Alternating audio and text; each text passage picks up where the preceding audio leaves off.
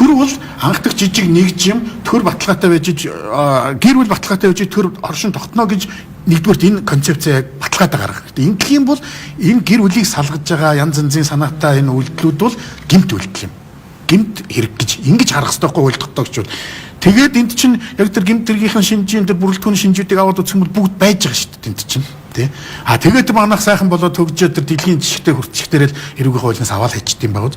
Өнөөдөр ингэж ийж та хүний гэр бүлийг өмүүлж болохгүй гэдгийг хуулиар далайлгаж ижил ойлгуулахгүй наад ухамсар дорой мөнгө өнгө харсан нэг баян залуу тэгээд л насныхаа амьдралыг олчихно гэсэн юм гинэн годгор охтууд чи юугаар барих юм. Эний чи хатуу хуулиар л барина шүү дээ. Золиос нь юу ингэ тэр эн чинь гэр бүл байна шүү дээ. Нарийн ярих юм бол эн чинь цааталт Монгол улсын эрх ашиг яригадаад байна шүү дээ. Би энийг л тайлбарлах гэж ядаад байгаа юм. Тий.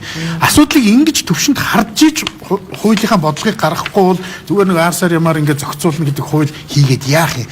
Нарийн ярих юм бол одоо баахан юмуд ингэ шинжилсэн ингээд энэ бүгдээрээ л байсан шүү дээ. Гэрэлтийн гэрээчин үндсэндээ бараг л байж лээсэн тэр бусад тэр хүүхдийн нэмэлт зардмард бүгд байж байсан. Асралт гэр бүл чиг шиг нэг гой моё уянгалаад нэр өгсөн. Тэр хүүхдийн гэр бүлдээ авч явах харилцаач хуучин гэр бүлийн хуулинд бол байж лээсэн шүү дээ. Ер нь их онцгой бас айхтар нэмэгдсэн юм байхгүй шүү дээ энэ хуулинд бол тий.